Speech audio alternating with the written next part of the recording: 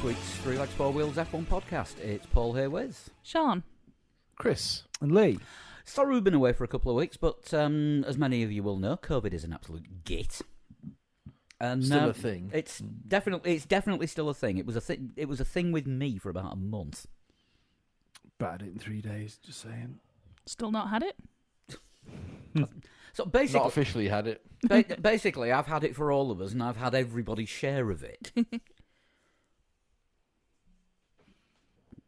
Okay, nobody's joining in. No, because we didn't get our share of it. No. Fair enough. Right, okay, I'll do the share of the talking as well over the silence. Double race weekend this weekend. We're allowed to call the sprint a race now, aren't we? Or not? Are we allowed Yes. to call it a race? Is it a sprint race or is it still the sprint? I think it's not sprint qualifying anymore, though, is it? That they've got rid of the qualifying word from it. I think it might just be sprint, possibly. Although, if you want to see certain people's opinions on when pole position is pole position or not pole position, just have a look at Virtual Statman's Twitter. Yeah. Well, it's the thing, isn't it? It's the stats now forever are thrown into disarray because of sprints not being pole position, which was fine this time round because Max Verstappen won the sprint and also had pole position. So, but when it happens when somebody gets pole position for a sprint, when's the next one? Silverstone? No, I don't think it is. I can't remember when. I can't remember when they the are. next one is. Oh, no, Brazil's one of them, isn't it? Is it Austria? I think it might be. Might be actually. Austria. Yeah. Somebody gets pole position, but then bins it in the sprint. Then they're on pole position, even though they might start the Grand Prix at the back of the grid.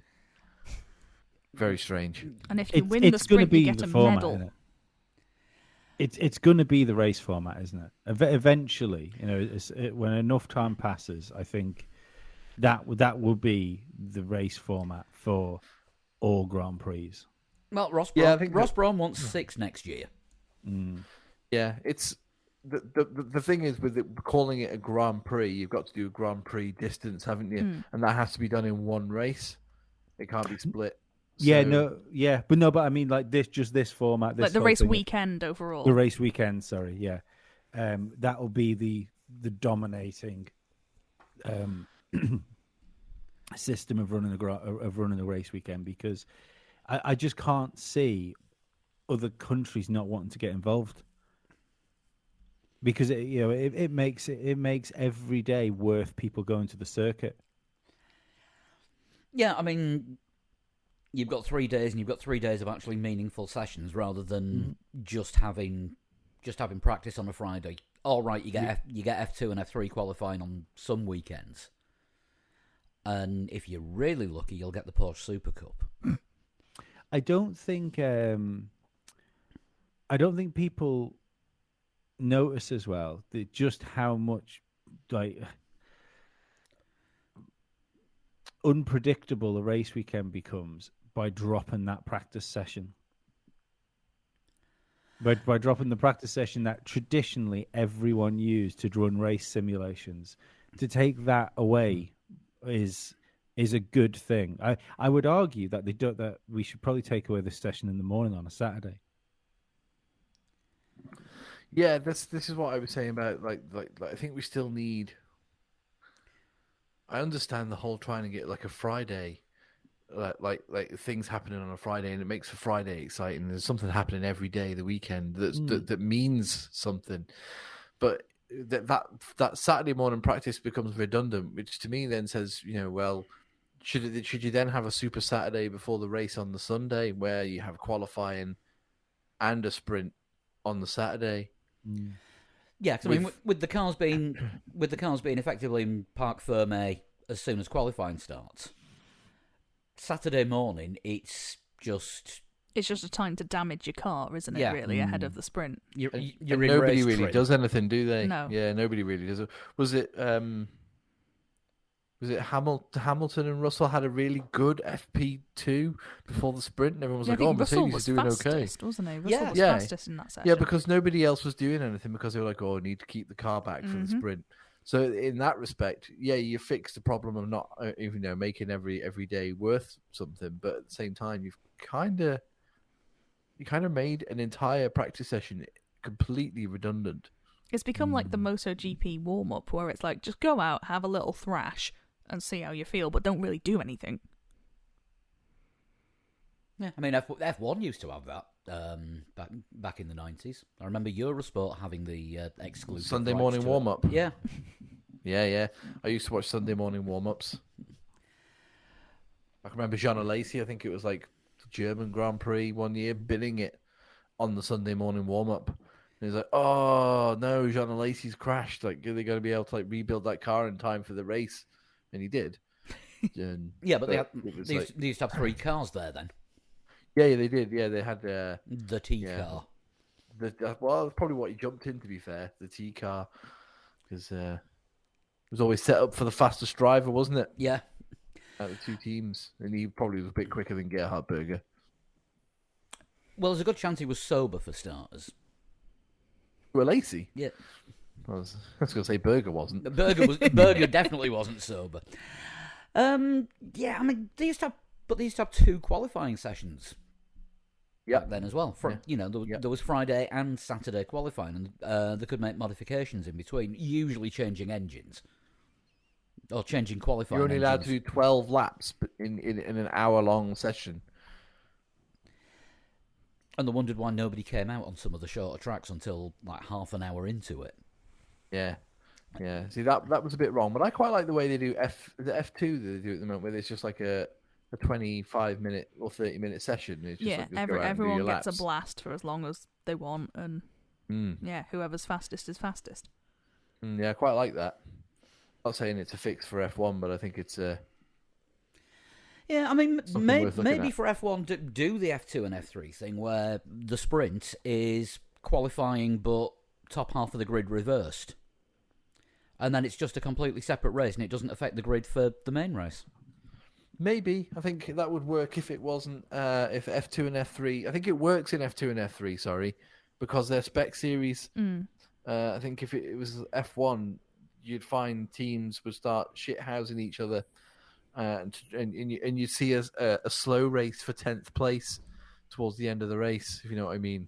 To try and People, get like a people pole. doing a Hamilton in Abu Dhabi 2016, deliberately slowing down. No, I don't mean reverse the race standings, because what they're doing in F2 and F3 now is they've got the qualifying session, and then for the sprint race, the first 12 from qualifying are reversed. So you're qualifying like is the banker for the feature race, which is where all the big points are, but then in between you have the sprint, so it's not as much of a calamity if you go for it and fuck up. Right, got you. Okay. That kind of thing would be better, because It would. you bugger up the F1 sprint, that's your weekend finished. Yeah, well, I have visions of it happening, like at Monza qualifying, the farce that happened at that Yeah, oh god, a yeah. couple of years back. I had visions of that happening, but for 10th place. But no, once you've set your time in qualifying, that is what you're going to be on the grid for the main race. Yeah, And then that's fair enough. Yeah, that might be a better way of doing it then. because you can qualify as well as you want, but if you screw your sprint up, you drop 6 places, like Yeah. like But Zhou that Guan Yu does- did. Yeah, but that's the thing. It does give some.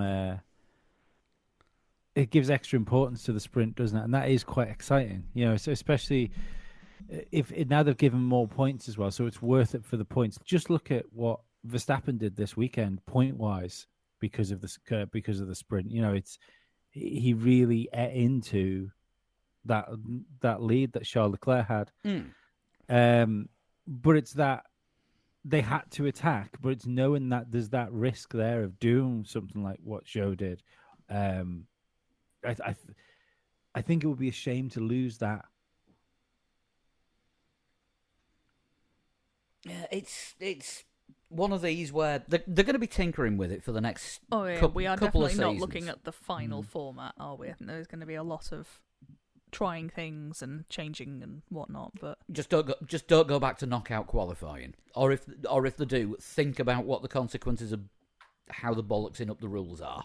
Do you know what I still think is that they got rid of, remember the elimination qualifying? Yeah, that's the one I mean. Yeah. Yeah, all right. I think they fucked that off too soon, and I think they brought it in. They brought it in an era where overtaking was even more difficult.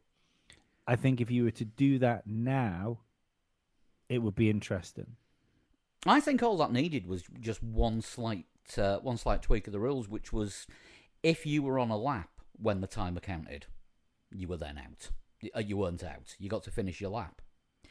I think they should have done on positions. It was the automatic 90-second at every track thing. Because for some tracks you can be in the garage with 90 seconds to go. Like in Austria, if you're quick, you can probably get out if you're bottom. But if you're at Spa and with 90 seconds to go, you're bottom and you're in the garage. Fuck all point. Yeah. Well, yeah, how if we look at the sprint, I suppose this might be a slight issue on longer tracks. If it was me doing it, I would say you do a lap, like an opening lap, just as normal, then another lap so you get DRS, and then from that lap, every subsequent lap, the person that's last is eliminated. What you see in a race situation? In a race situation, so you would constantly have whoever's last in front of somebody trying to get past them to not get eliminated, and that would go all the way up the grid then till it was first and second. I think this is a cycling event, but I can't remember which one. Devil take the hindmost.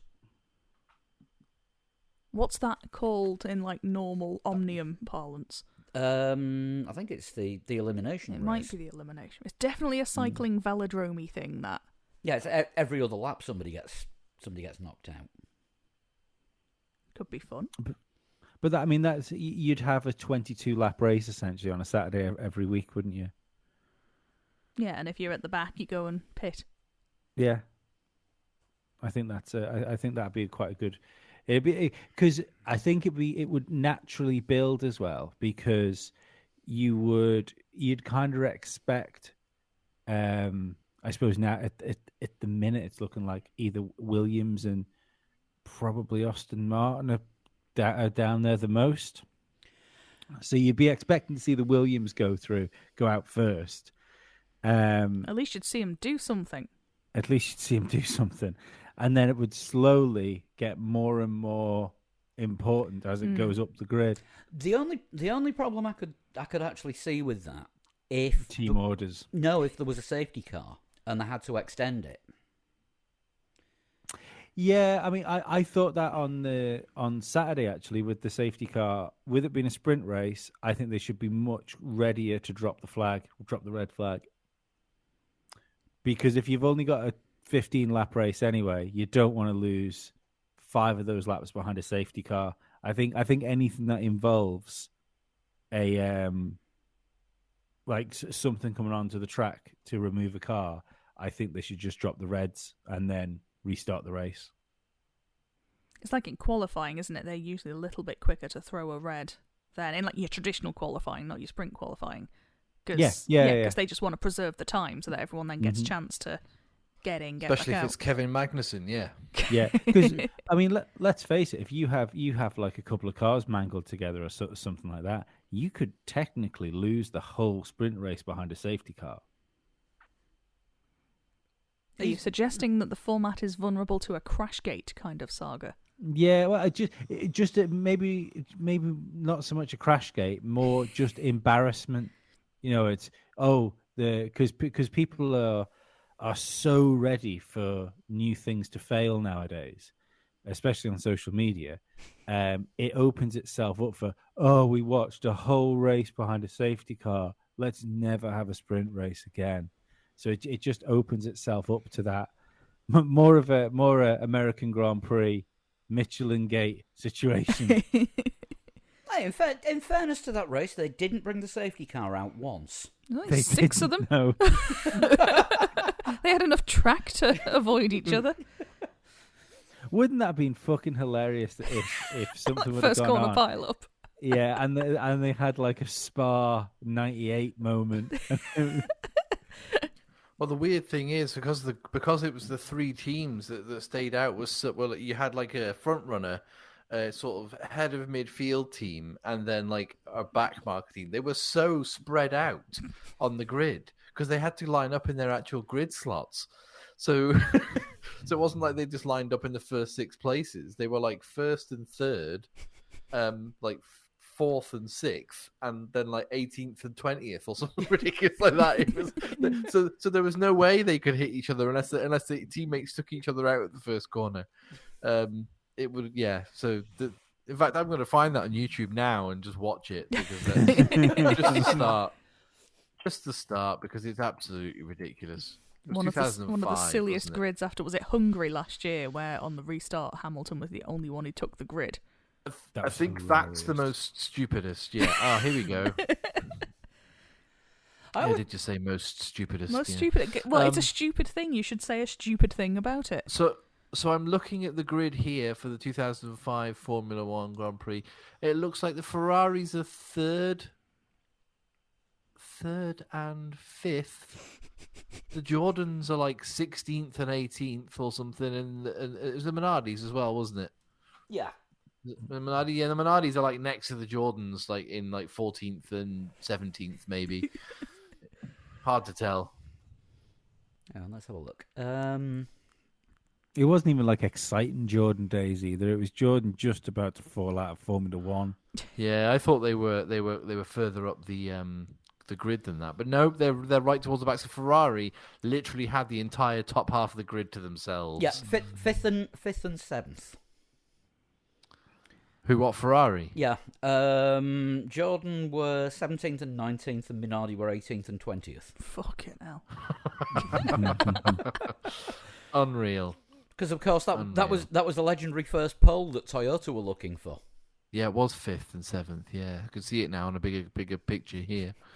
Yeah, well, yeah, ridiculous. Absolutely ridiculous. It's still crazy that Toyota didn't do more in Formula One, isn't it?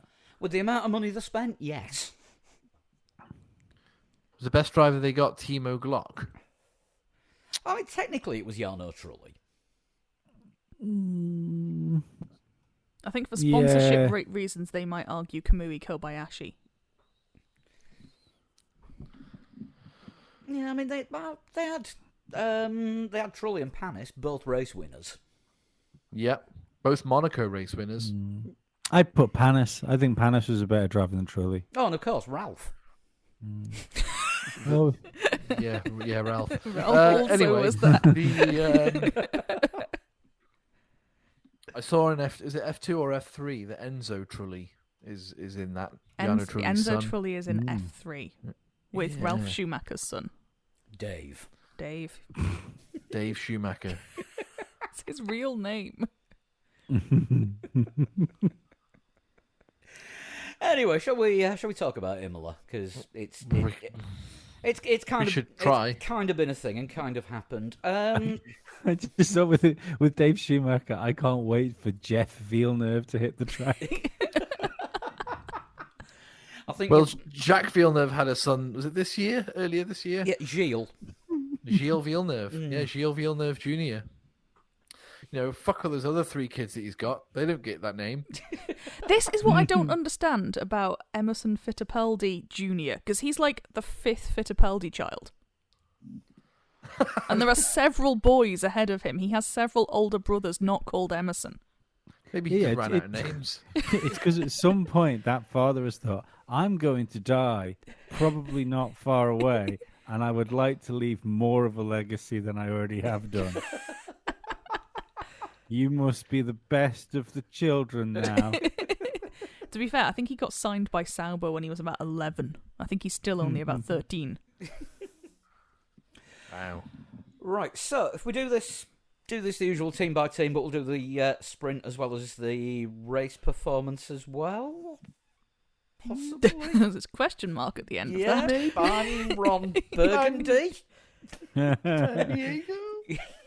Yeah. Anyway, I put Alpine at the back because during the race they did not have a good race, but their sprint form was okay. Yeah, I mean, Alonso finished the sprint in 9th and Ocon in 16th. Ocon had problems with qualifying as well because his gearbox went. Yeah. So he didn't get out to do a time, did he, in qualifying? He did, but he was 2 seconds off getting into Q2. Okay, and Alonso qualified well in like 5th or 6th, didn't he? And then during the sprint went backwards a bit. It's a weird one because we really don't know we don't know where a lot of these cars are, apart from obviously at the sharp end. But I mean, Alpine, they're a real kind of yo-yo so far, very circuit dependent. Alonso has just had shocking luck as well. Like, how many times has that car broken? I think if Schumacher hadn't have took Alonso out, I think he could have done something like properly special in that race. It just seemed like it was perfectly set up, like starting wet, drying out halfway through. Who's in the racetrack? I heard a car. That was one of our neighbours driving past. This is the problem now that we're not underground anymore. Now that we're on ground level, we get traffic. Before we just used to get boats. Just low rumbles. Yeah. Yeah, like I think that Alpine is secretly rapid. Like, it's secretly like maybe joint third fastest car. And that it just felt like the sort of race that Alonso could have done something in without that fucking Schumacher tangle. It was just so unlucky, wasn't it? Like, he was just minding his own business and was sort of 10th-ish at the time. So yeah, it is a shame we didn't get to see what more could have come. I'm still convinced that at some point, in the same way as I think Lando's going to win a race this year, that at some point Fernando's going to do something ridiculous and like win a race in that car. Not this weekend, though. No. No. And Ocon not being helped by the pit crew. No. They did they try and serve his 5-second penalty but then got it wrong? No, he got the 5 seconds got tacked on at the end, but yeah, they released him into Hamilton basically, Which is what gave him the 5-second penalty. Correct. Did he not pit after that? No. Oh, okay.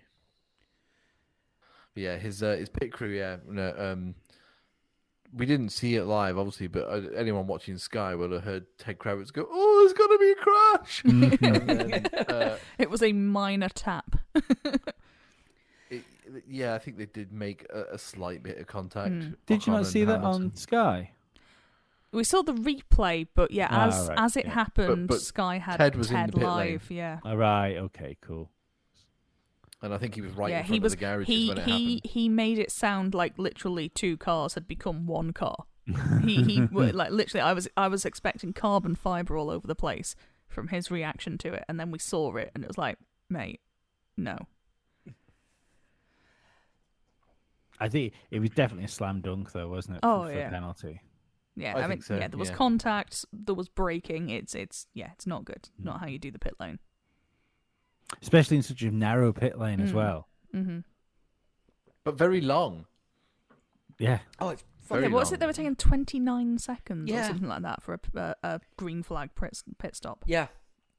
You know, that's 10 seconds longer than some places. Yeah. Yeah. But yeah, I mean, with the with the width of Alpine it had as a bit well, of it's Yes. it's yeah. a cock up waiting to happen. But it's an old circuit, and it's what we kind of like Formula One racing at old circuits. Yep.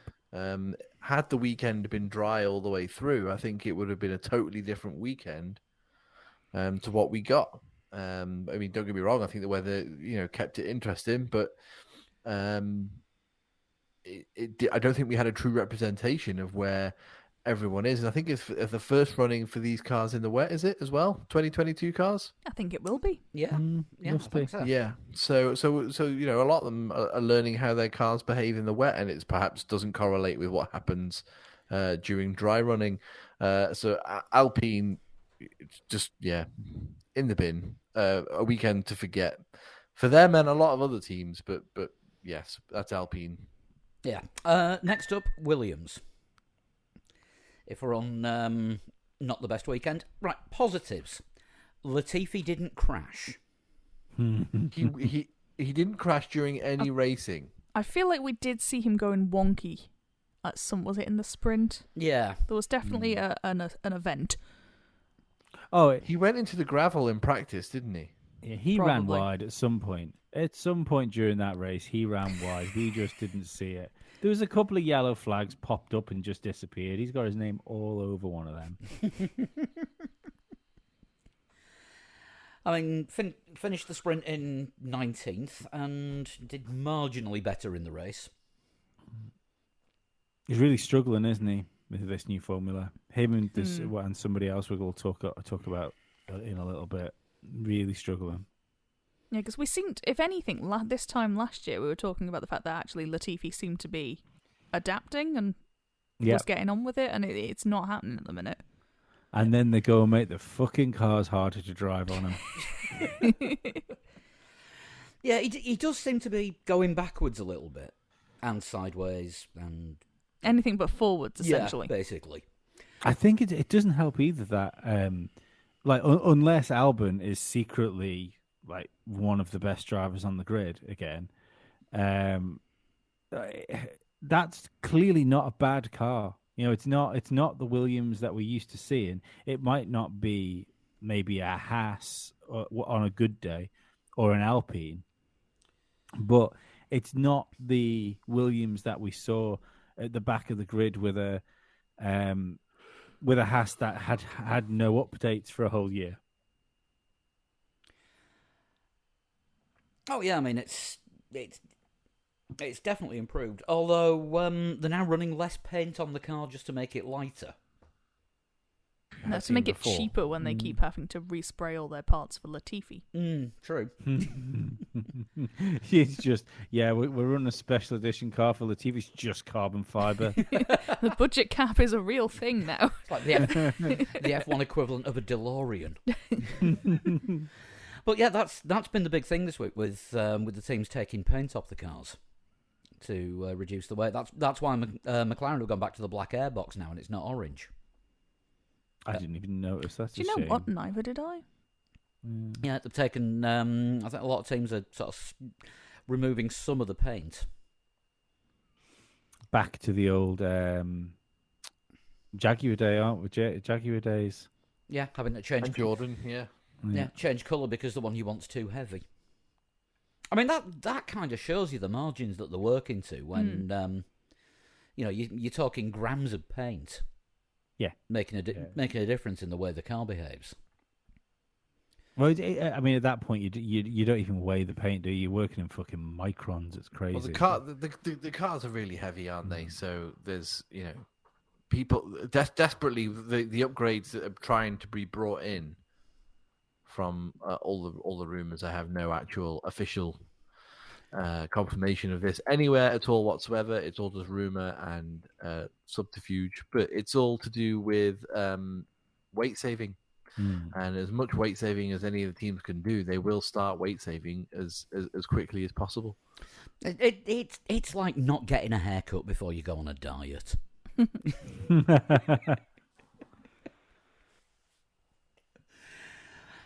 But yeah, I mean, Albon had a good race, 11th, which after getting 10th in Australia. Yep, sniffing at the points again. Having two considerably faster cars behind him as well for many laps, and they both had DRS and weren't allowed to get anywhere near Alex Albon. I think he did really, really well. Wasn't he one of the quickest on the straights as well at some point? Yeah, he was. I think he was the fastest in Sector 2, which is mostly sort of fast straights with little turns, and I think he was quick in Sector 3 as well. I mean, Sector 2, you got the run off Tamburello and the Villeneuve chicane, and then Tosa and the run up to Variante Alta. I thought that was kind of twisty, though, isn't it? But the only real straight at Imola is the run up to Ravazza and then the straight where the start finishes. Even that's not straight. No, we can't use that. Grand Tour called it the Not Straight, no, not a straight. They're not straight, yeah. That was the only DRS zone when they eventually got around to switching DRS on. Yeah, that was a weird one as well. They did wait a long time. It was almost like they were listening to them. I know there's not supposed to be any outside interference into the race director's room now, but I mean, it's almost like they were listening to what the media were saying, because people on Twitter started saying it, and then the TV started saying it, and then within a couple of laps after it was being complained about by Christian Horner, wasn't it, on Sky? All of a sudden, it happened. I mean, I can see why they hung on so long with DRS, because the main overtaking point is on the approach to Tamburello in the braking zone, and there was only one dry line in that. Yeah, but you've got the whole field on dry tyres for many, many laps before they made the change, so you kind of feel like once everyone's on dry tyres and no one's made a mess. The only thing I can think of is that it happened just after the halfway point in the race, and maybe before the race they said, "Look, it's too wet, no DRS for the first half, regardless of how quickly it dries out." Yeah, I mean, we don't, that could have been in the driver's briefing. We don't get to see or hear what happens in there, because it never leaves the room. Things like F2 and F3 drivers' briefings, were the way that they were all driving this weekend, I'm convinced they were handing out shots. I haven't seen any of the F2 this year. Has it been good? It's been good crashy. and crashy. I mean, F3 more so, just because you've got 30 cars on a tight track. Now, the best F2 one this week was your lad from Belgium who crashed on the sighting lap. Oh yeah, didn't even make the grid. Didn't even make the grid for the parade lap. Managed to Grosjean. Well, no, it was worse than that. It was what was it, Petrov? It was a Petrov-style event, wasn't it? Like, let's see how wet this curb See is. how wet somewhere was. Yeah. Turns out, too wet for an F2 car. Very. Yeah, I just want to see how wet the curbs were. Okay, now we have to rebuild the polystyrene sign before the beginning of the race, and you're not starting. Yeah, there was a lot of polystyrene abuse in F2 and F3 as well. But, where was it? Oh, God, my mic stand's falling over. Hang on a second. You're right there. Yeah, the Very microphone. technical issues. Yeah, the microphone's too heavy for the stand, so it keeps falling at me. Yeah, It's fine. Yeah, that's vaguely balanced. Nothing but professionalism here. Like my life. I can't remember. Oh yeah, Albon. And Williams. Yeah, all in all, sort of pretty decent. Certainly for half the garage. Right, Haas. Tale of two drivers.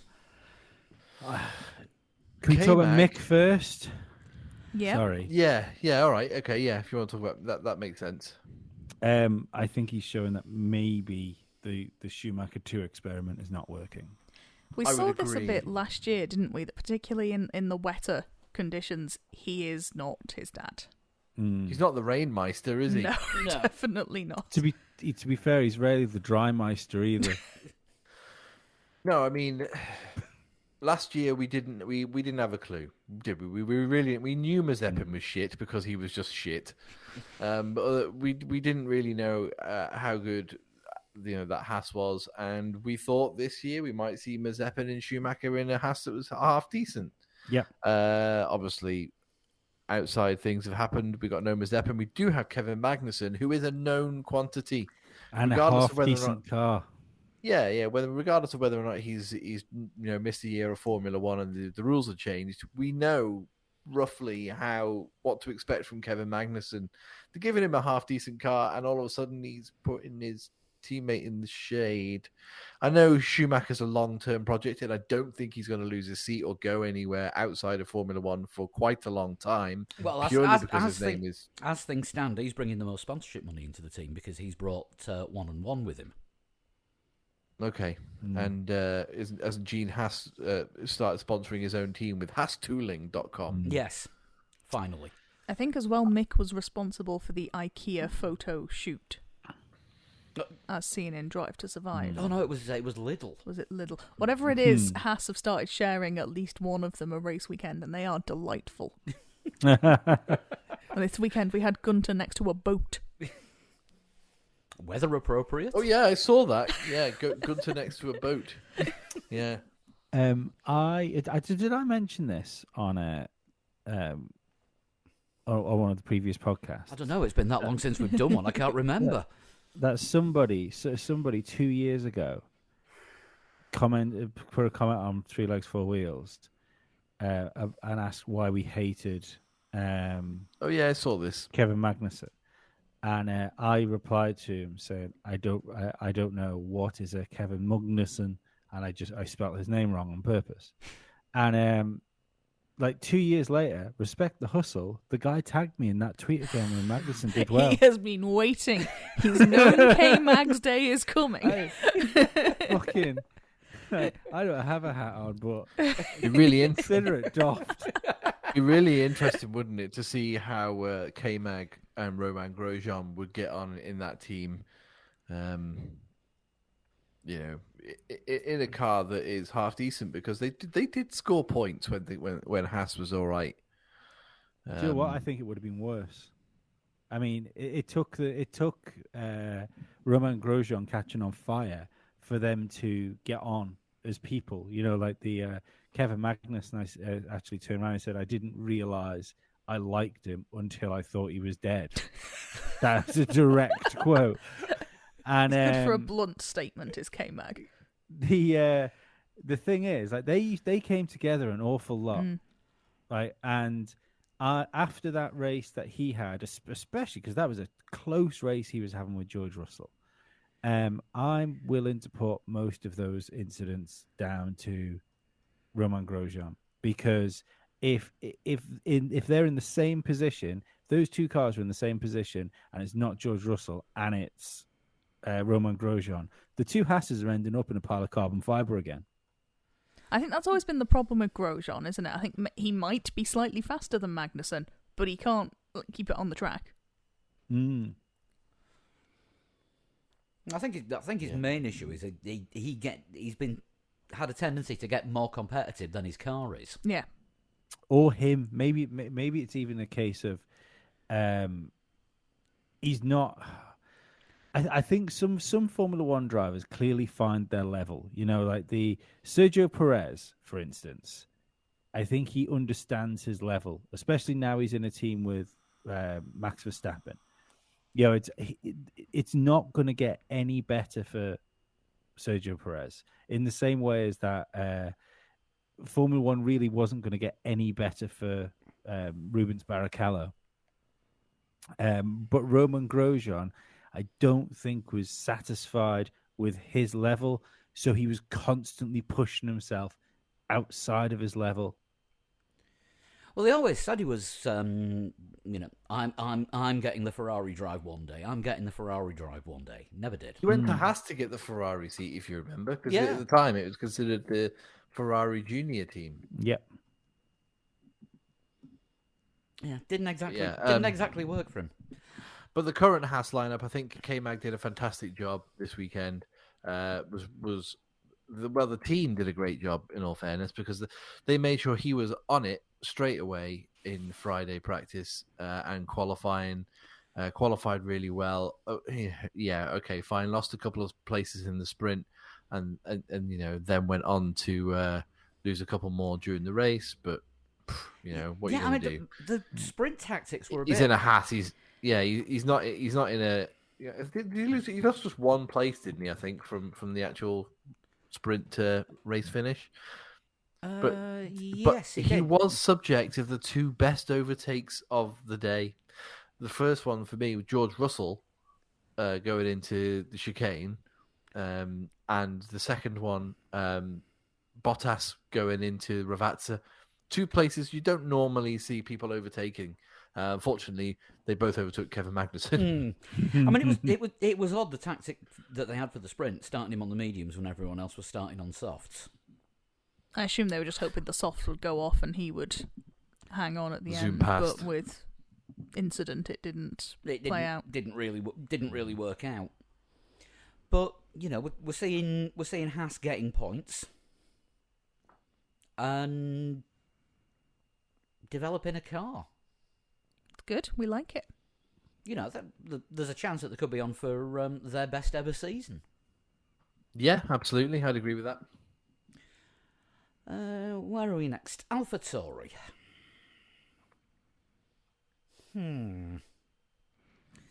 Mixed bag, wasn't it? Yeah, well, it's the same up and down the grid, isn't it? Every team has got a driver that did really well and a driver that didn't do so well. Even the top team, who might have had a 1-2 finish, had a second driver that a couple of times during the race you went, "Ooh, no, don't do that." But got away with it. So, I mean, for once, it wasn't Yuki that was Yucky. No, he looks quite good, didn't he? Yes, this is true. Yeah. I thought Yuki Tsunoda was fantastic in the closing stages of the race. And again, with Pierre Gasly, he, much like Alex Albon, even though he was behind Albon, he had Lewis Hamilton behind him in a much faster car, couldn't get past him, but he also couldn't pass Alex Albon in front of him, which I don't know. I don't know if that's... Lee, you and I were having a bit of a conversation on Twitter before about the whole Bottas-Russell thing, and I know we're not talking about those teams at the moment, but yeah, I don't know if it was condition dependent or circuit dependent or something, on a drying track where it's more difficult to overtake, even if you're a lot faster than the car that's in front of you, because Gasly was clearly a lot quicker than Alex Albon. But just couldn't, as we said before when we were talking about Williams, just couldn't get past him. What I was confused with was the DRS was quite powerful this weekend, too powerful in most situations. But maybe it was a case that that group. But I think there was definitely a period there where Gasly was over a second behind Albon. So, and that was it. I thought Lewis would have nailed Gasly under DRS, and he didn't. I found that all that very odd. It was a strange battle Lewis and Gasly had, but not to take anything away from Gasly, you've got Lewis Hamilton breathing down your neck, and he didn't crack. Even if Lewis couldn't get past him, you would have forgiven him for catching a break somewhere, or dipping a wheel onto a white line or something, And Brazil a couple of years ago when that drag race to the line, Gasly held out and took the place. He was fairly impervious, wasn't he, through that whole battle? He just didn't put a foot wrong. I think Gasly's earned his right to be back in the conversation for not just for this race, but just how he's been the last couple of years. He's earned his right to be back in the conversation to replace Checo when he leaves Red Bull. I think Gasly will have found a new home before that happens. I think this is the more likely way that Gasly progresses, that he goes somewhere else. Where? Who knows? But I'm still quite possibly. But I think he's earned the right to be part of the conversation again. Yeah, I'm still convinced he'll go to Alpine. There was an interesting thing.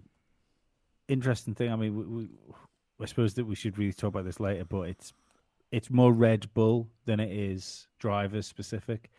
When they were going out on the podium, did anybody catch the thing that was replayed on social media where when it came to second place, the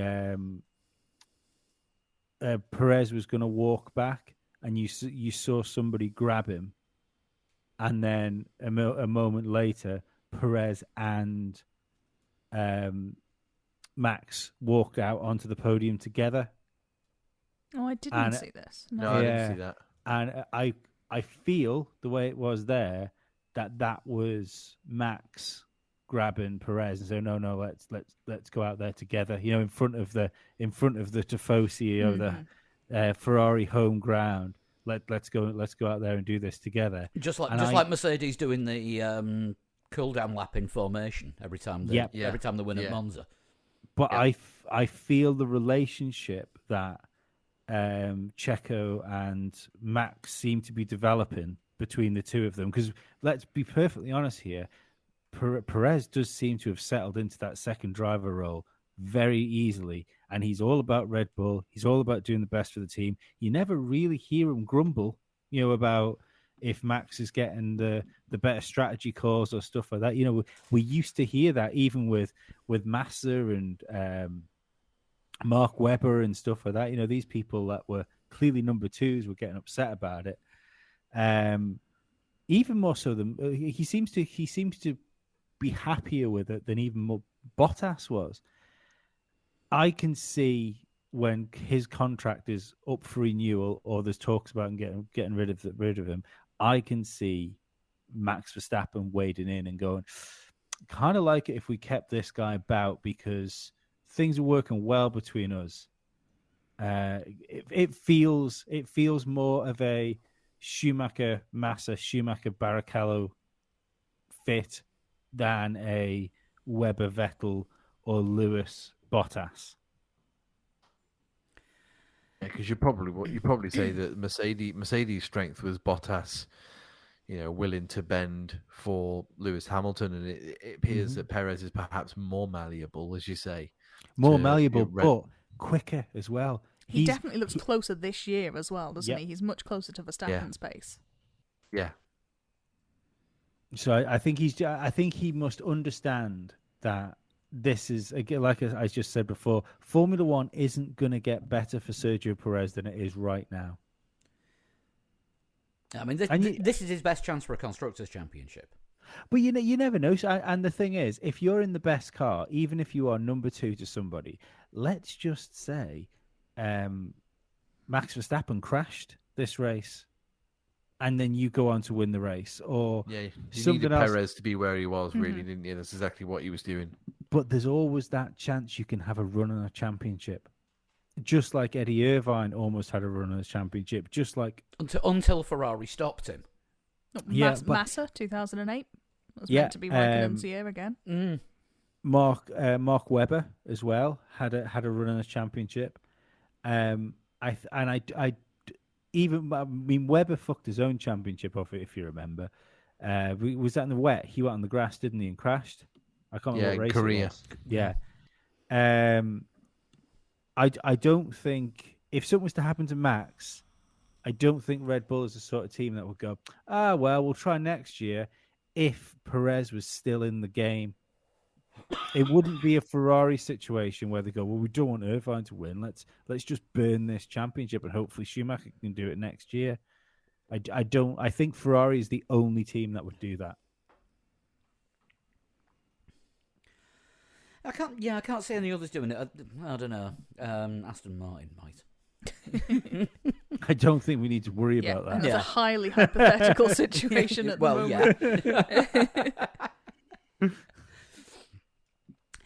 moment. Moving on. Actually, it is Aston Martin next. Debut points for the Mean Green Machine.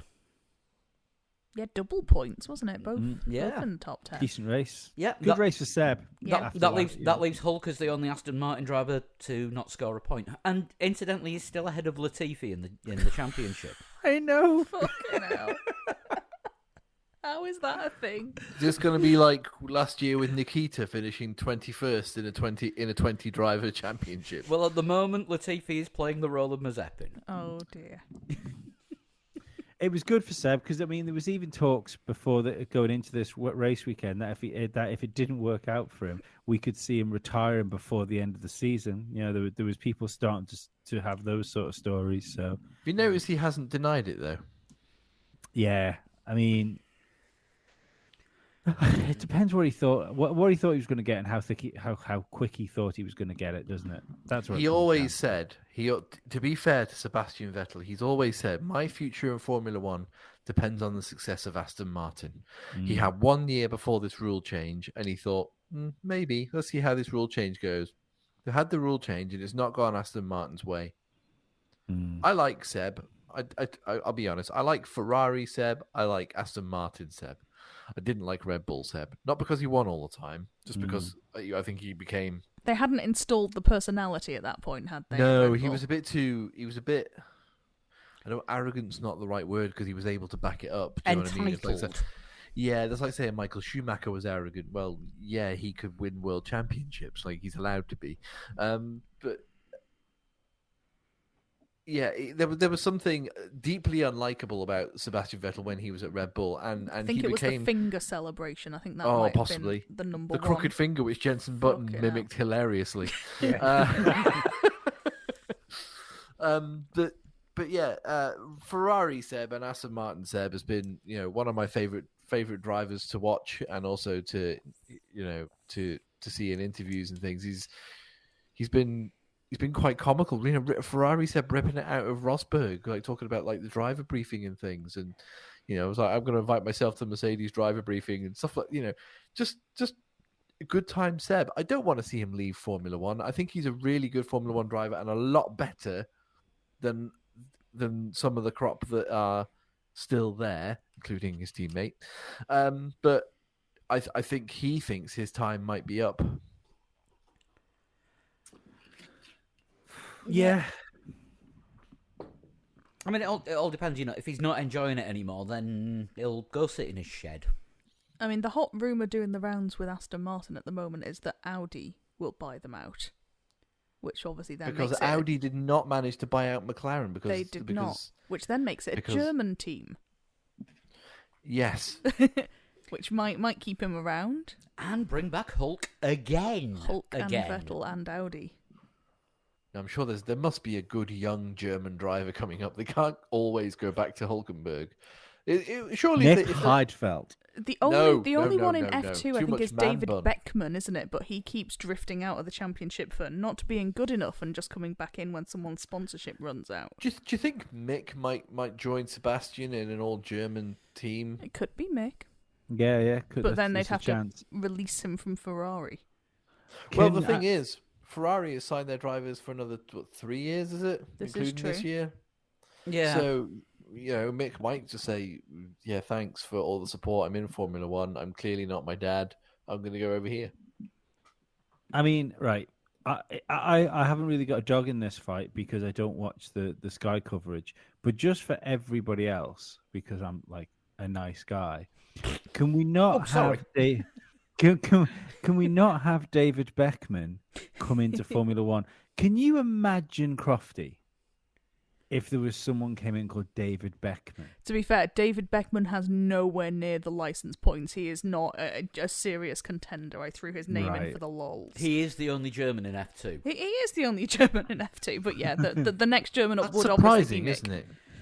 Given that like Schumacher's success brought about like half the, I think was it quarter of the grid were German at one point in Formula One, and that was all thought to be down to Michael Schumacher's success during the 90s, like getting kids into karts, and you had Heidfeld, Hulkenberg, Sutil, Vettel. It kind of gets don't know worse there because Dave Schumacher's the only German in F3. Yeah, and both Dave Schumacher and David Beckman didn't start this season with a drive. They've come in for people who've lost sponsorship. Yeah, that's what I mean. So it seems very strange that you had 4 years of Sebastian Vettel as champion, and we're 10 years past that now, and that hasn't yielded any young drivers coming through yet. And I'm not sure the single Rosberg Championship would have done an awful lot. But it always said, didn't they, that the Germans never took to Vettel like they did to Schumacher. Yeah, that's exactly what I was just going to say. It was never he was never he was never the droid they were looking for. He wasn't a very German. No. Oh, look, talking of Dave Schumacher, he has replaced Ayrton Simmons. Yes. Is that real? Who is Yeah, a fantastic driver and keeps losing his sponsorship. Yeah, Ayrton Simmons. Yeah, real driver. Yeah, very strange. Schumacher replaces Senna.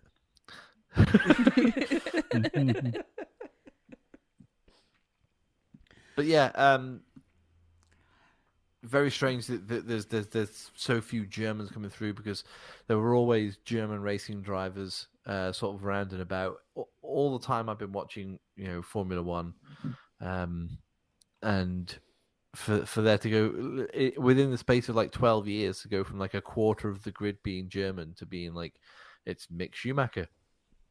If Vettel does go, yeah, it seems a bit You a get bit strange. Pascal Wehrlein back. I don't think he's coming back to Formula One, is he? Let's be I, honest. I think he's done. I mean, if you look at all the German drivers, just seem to end up in DTM now. Yeah. Yeah, there's really not a huge amount. I'm just looking at some of the European Yeah. ones as well. There's really not a huge amount in the open wheel. No. I mean, Genre. we're even starting to see, aren't we, like the fruits of like Lewis Hamilton's early success in Formula One. I'm talking like when he was still at McLaren, because you've got George you- Russell and Lando Norris. Yeah. and Alex Albon all Yeah. absolutely idolized Lewis Hamilton as a Formula One driver. There's that picture, isn't there, of George Russell, like 9 years old or whatever, meeting Lewis Hamilton. Mm. He's his fucking teammate now. Yeah, crazy. Fucking crazy. He's just beat you in a race.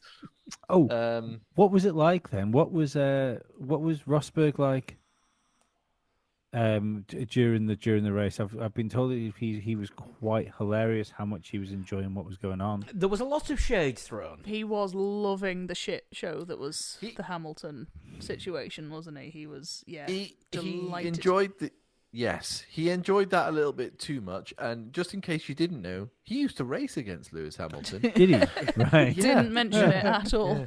No, didn't at all mention Well, it. quite literally sat in his armchair on Zoom. The best thing about that was when they asked him a question and he clearly didn't hear it and was just, we all we saw was Nico Rosberg intently staring at us for a few seconds. What I did enjoy was because I only catch bits of Sky coverage. I watch some of the interviews and stuff on YouTube once it's finished, and when they had George Russell, sat in the chair afterwards, they brought Rosberg out from his little monitor screen. From his Zoom. Yeah, and Rosberg bot. and George Russell had to sort of eloquently balance his way around Rosberg saying, so what was it like to dominate Lewis Hamilton for an entire race weekend? Oh, dear. And that's how far away we've got from Lance Stroll, who I don't actually remember doing anything in that race. Do you know what? I think it's quite a good thing. Like, we go on little tangents. Let's have the Lance Stroll tangent. The stroll away from Stroll. Yeah, just so Lance Stroll was at this position. Anyway, the weather. You know, To be fair, Lance Stroll interrupted one of the most important moments of last season. So let's. Yeah. Oh my God! Did they just lose the lead of the race? Here is Lance Stroll missing a curb. Right, Alfa Romeo then. Very mixed. Possibly one of the more mixed. Yeah. Did Zhou Guanyu find himself retired? He was retired from the sprint, didn't he? He didn't even make lap 2. Yeah, he had some kind of event, Crashed. didn't he? Yeah, and then crashed. ended up having to Crashed, start yeah. from the pit lane because, of course, it's Parc Ferme and they had to fix many things. Yes. Yeah. And then Can we also give? No, don't get me wrong. I'm not among the army of people who dislikes Paul di Resta. I actually quite like him as a pundit because Yeah, I he spots things that other pundits and people miss. But you're in the territorials for it. Well, no. What really gets my goat with Paul di Resta is his pronunciation of certain Oh, things. Zoo. Yeah, Zoo. His name's not Zoo. It's Zhou. And also, the corner, the hairpin at the top of the circuit is Tozer, not Tosser. He also adds an S into Mercedes somewhere and always calls them Mercedes. Oh dear. He was involved with that team for a while. You think he might need to, might know how to pronounce their name. So anyway, or Zoo anyway. Oh, Aqua Mineral was another one as well. Well, anyway, we'll ignore that. Although, as I said, more Aqua than Minerali. It was. I still like that one. I stand by that. I was waiting for Latifi to crash in the wet so I could go for a Canada. But what you got instead was Zhou crashing in the damp. Well, it was dry. Yes, he wasn't in the sprint. It was dry. He just got onto the grass and and went backwards into the barrier. Yeah, and just binned it completely. Yeah. So that meant that he couldn't really move forward at all on Sunday during the race. I mean, he managed to get up ahead of both Williams and a damaged Mick Schumacher. Right. Okay. So he gets the Giovinazzi participation trophy. Oh, sorry, for being... a damaged Ricciardo, not both Williams. A damaged Ricciardo and a damaged Mick Schumacher. I think that is the participation award. Yeah. Giovinazzi participation award for Giovinazzi's replacement. So was he? I was gonna say, was he lowest finisher who didn't have some kind of event? But that would be Latifi, wouldn't it? Yeah. Yeah, fair enough. Well, Also, can I give event, if there was one? Can I give the Giovinazzi participation award to Antonio Giovinazzi for shaking his head when Carlos Sainz went out of the race? I was like, oh, he's there. He stood in the Ferrari garage, and when the camera zoomed in on him when Sainz was out of the race, he just shook his head. I'm sure he wasn't flicking his hair. No, it was a shaking definite his head head. shake. Because he's still got the hair game. Yeah, but it's shorter than it was, yeah. Sacrilege. Italian Jesus. But moving slightly further up, Bottas, he's really got a grip on that car. Yeah. He does look I reborn, thought Bottas doesn't did he? really well. Yeah. I think he should have got past George Russell with the car he had at the time. I think, this was a conversation we were having earlier on Twitter. I Yeah. think the same with Lewis Hamilton, Pierre Gasly, and Alex Albon. I agree. Yeah, they all should have got past Albon. That's what I was saying. I wonder if it was a circuit or a drying circuit dependent thing. No, Was it the conditions. I think it was people not willing to make moves. I think that was because I know you said when we talked about this on Twitter about the Bottas getting past Kevin Magnussen, but I feel he'd already been helped by the fact that George Russell had munched what's his name? God, I just said it. K-Mag. Magnussen. K-Mag. Yeah, for what 3-4 laps. So you could see his tires were going off. So by the time Bottas got there, K-Mag was racing to keep his car on the track, let alone trying to race to keep it to hold position. So I think that was a bit of a foregone conclusion. He'd get that move, even he could, but he closed because I was watching the times because I was quite nervous for George. I really wanted him to stay ahead of Bottas, and that he ripped into that lead. Because it was like 4 seconds at one point that he just chewed away at, and then the next thing is he's within a second, and then that's it. And it's been that thing with Bottas, hasn't it, for a long time, where in clean air he's as quick as anybody, but when he has to get past somebody. I think on Twitter I said the Bottas couldn't make a pass at a prostitute was what I said, and he can't do it. I just wonder if he shredded his tyres trying to make up that 4-second gap, and by the time he got there, he just didn't have enough left. No, because he was still all over the back of him. Yeah, he was. It was just because there was a couple of times there where I think another driver would have sent it. He'd have tried to throw it around the outside, or even if it didn't quite stick and he had to back out of it, he'd have tried something. Bottas just never even had a look. He did have a look. He had a decent run around the outside at one point, but Russell just held the line. And as soon as you hold the dry racing line and it's even slightly damp where you're putting your car, then you're probably going to lose tire temperature quite quickly, lose a bit of grip, and then you're going to have to wait a lap or two to get back on him. So I think Bottas maybe did play it safe, but I think, as I said, that it was happening quite a lot. I think we watched 20 laps of Lewis Hamilton not getting past Pierre Gasly. Yeah, I was just it was like, oh, is this Hamilton on Gasly? I was like, no, if it was going to happen, it would have happened 20 laps ago. It's not going to happen now. So same with Bottas and Russell. I think it was that could have happened. That I know it was only the last 3 or 4 laps that they were fighting for, but I think even if it was the last 14 laps they were fighting for, the outcome probably would have been the same. I think it's also worth noting, and this is in the Bottas should have got the job done is that they fucked the pit stop up for George, didn't they? And they sent him out on dry tires without adjusting the wings. So he had. They also fucked the pit stop up for Valtteri Bottas. Yeah, he had a happened to him there? slow stop, didn't he? Was Yeah. it about Yeah, 11 seconds? He was stopped for 8, and he was stopped stationary with trying to get a wheel nut off again, like Monaco last year. For 8 seconds, they couldn't get that wheel off. Better than 72 hours. So true. without that pit stop, he would have been ahead of George Russell anyway. So I think he should have been. He had the quicker car. That's the thing and I think this is where Mercedes have been good this year. I mean, even if it hasn't been both of them, they've been lucky that they're scoring points where they probably shouldn't be scoring points. And they're definitely getting results where they shouldn't be getting them. It's like think Ferrari at the Mercedes is start hard- of last year, isn't it? Ferrari just seemed to keep acquiring podiums every now and then. Yeah.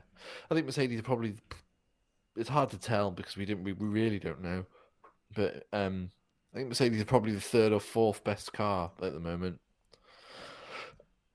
Yeah, on its day, I think maybe even slightly lower. You know, when you get a Haas on form, or we've got to see where Alpine shake out. And McLaren. I think McLaren are firmly the 3rd best car on the grid. I don't know about firmly, and again, I think it's circuit dependent because I think even I the think car the that bad finished- race. I think the bad race was circuit dependent. Well, with there are going to be other circuits like that as well. It's not just No, but I mean just the time, the situation they were in, the fact they had that brake problem as well. I think that was the hiccup, and I expect McLaren to be where they were this weekend for the majority of the season. possibly, maybe even further forward. Although they haven't changed much to that car. They were one of the teams that did bring upgrades, small upgrades. Mercedes also brought upgrades. Ferrari, I don't think brought anything. And I think Red Bull brought upgrades as well. I mean, with McLaren, the next race is going to be telling because it's going to be a hell of a lot hotter. Yeah, and let's not forget that in the first test, by the end of the first test, we were going, well, it looks like it's between Ferrari and McLaren, which is the quickest car. You know, we only think about the terrible test they had, like the second test where they only had one driver and they had a brake overheating issue. Then they went to the first race not knowing what the fuck was going on with the car. Before that, like, we were looking at them as title contenders. Again, temperatures in Barcelona were a lot cooler than they were in Bahrain. So yeah, you know, absolutely. It flattered. So it's weather dependent with the McLaren. And with Could the be. Barcelona test as well, how many people won't have brought what was anywhere close to the car? Yeah, I mean, don't forget, that's it wasn't even a test; it was a shakedown. Yeah, that's true.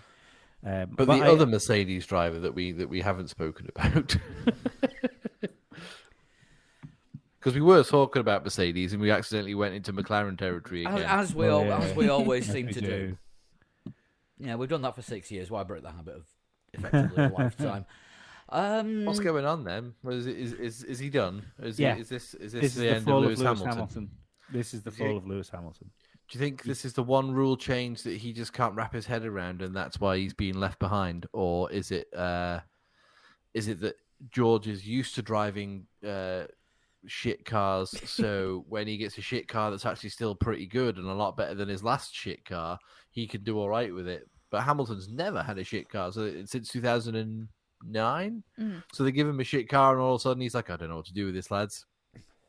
Well, he's comparing this car to the 2009 McLaren, isn't he? Yeah, we said it's the worst car he's ever driven, didn't he? Right. I'm going to say something, and I don't 100% mean it. So if you can hold back on tweeting me just for this, just like a couple of minutes, you probably listen to this on your phone anyway, so might as well listen to the rest of the podcast before you call me a cunt. The problem is Lewis Hamilton's full of shit. All you get from Lewis is these constant motivational talks about how he just wants to race people. He wants other teams to be quicker than him. He just wants another chance to rise. And the minute things don't go well for him, he sulks. He's done it his entire career. He's dropped his head when things have not gone right for him. Now, the difference is between now and when he had a bad McLaren is he's got a load of wins and 7 world championships under his belt. And this isn't a knock to him, because I imagine he's fatigued of Formula One. He's been doing the full. That wasn't deliberate. He Formula One generally circus cut out. for years. What? You had a wee glitch then, but you're back. You're fine. All right. He's been doing the Formula One circus now for years and years and years, like the majority of his life. I don't think he has the drive in him to help to sort Mercedes out. And I think that's why George Russell's doing it, because George Russell, in that car that isn't working properly, has the drive that Lewis Hamilton had at the beginning of his career, because George hasn't had the success yet. So send all tweets to. It's too late. It's the thing is, it comes in waves, doesn't it? I'll get a load of tweets saying that's great, yeah, I 100% agree with you, and then you get the other ones, usually from somebody with like Team LH in their bio or a picture of Lewis Hamilton as their thing, which will say you're racist because you don't support Lewis Hamilton. So yeah, I'm probably getting a mixture of those right now. I think Lewis Hamilton's a fantastic racing driver. He is a fantastic racing driver. Statistically, he is, whether you like it or not, and it's the only thing we can use to use drivers, compare drivers from different eras. Statistically, he is the greatest of all time. He's got the same amount of world championships as Michael Schumacher, but more poles by far, more race wins by considerable amount. So yeah, he is the greatest of all time officially when you look at the numbers, and that's all you can look at is the numbers. But there comes a time when drivers have a bad season after they've had a run of success, and I think Virtual Statman said something quite similar to this on Twitter. The 2005 season was a terrible season for Schumacher, and everybody said he should probably retire. He's done. And then 2006, the car was a lot better for him, and he was fighting for the championship again, a lot more in 2006 than he was in 2005. So in 2005, you had Raikkonen and Montoya as well, didn't you, who nearly won the title before Alonso actually took it. And then in 2006, Schumacher was one of the main protagonists again in the title fight. I think he was the main protagonist up against defending champion at that point, Fernando Alonso. And it was only, I think, towards the end of the season when it looked like, regardless of what happens, whether or not I win this championship, I'm going to retire at the end of this year. And I actually think that was the worst thing Schumacher did, because I think that's when his title challenge sort of faltered after he'd announced that he was going to retire. If he'd not said anything until after the end of the year, I think he may have come away with an 8th championship. I don't know whether or not the same will happen for Lewis Hamilton, whether or not there'll be this not rebirth or not renaissance, because that's not the right word, because he is towards the end of his career. He'll be, how old is he now? 37, 38, something like that. So, Kimi was old at 40. So if Lewis does another 2 years, then, he is going to be, considered a very old Formula One driver. Yeah, Fernando wants to keep driving until he's 70. I was going to say, Alonso reckons he's got another 2 or 3 years. Yeah, I know, exactly. But, and there you have it. But it's, I don't know that there's going to be, well, there hasn't been that second rebirth of Fernando Alonso, has there? And I don't know that the same would happen with Lewis Hamilton. I just got your tweet flood. That's very funny.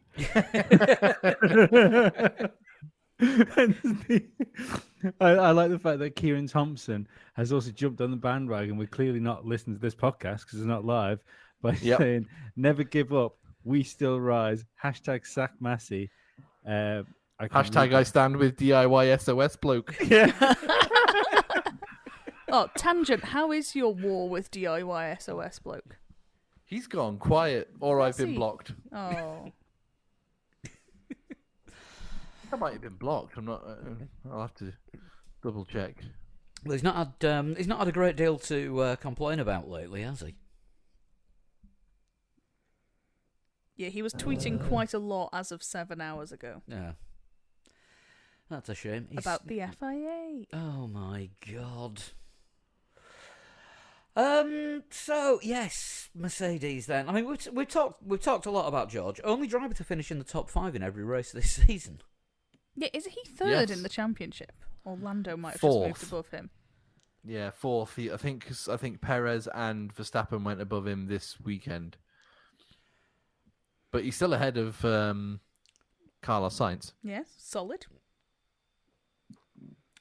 and ahead of Lewis.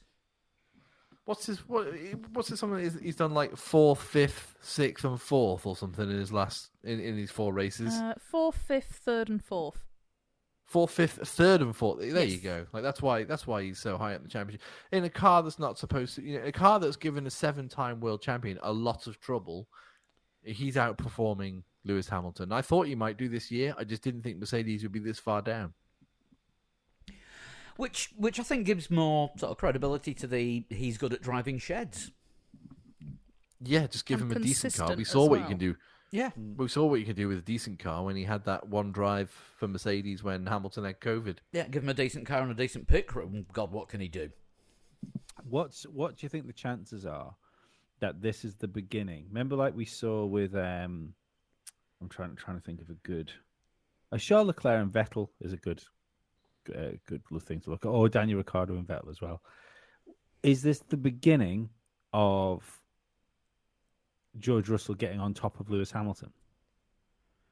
No, he's already on top I of was Lewis going to say, Hamilton. if it seems to be going well, No, It's not the but beginning. I think in- he's by far outperforming Lewis Hamilton. But at the there was, moment. but there was bad luck in a couple of the races. This is the first time this year he has comfortably outperformed Lewis. Like, because there's been times where Lewis was out of position in qualifying, but when you actually look at the race pace, Lewis had a quicker race pace than George. But this is the first time he's outperformed Lewis. I don't think and- we'll. Yeah, sorry, go on. I was just going to say, like people generally people with like Lewis Hamilton related things in their Twitter profiles, seem to think that this is as good as George Russell will get, especially when he's like 0.2 behind Lewis. But if we say that this guy who's been in a Williams for a couple of years, who's come into Mercedes, and is essentially on pace, either just behind or just ahead of him in qualifying most of the time, is on pace with, like you say, the guy which is mathematically the greatest driver of all time, and he's got room to get better. There's more headroom in George Russell improving than there is for Lewis Hamilton. Lewis Hamilton has done the majority of him proving to get where he is.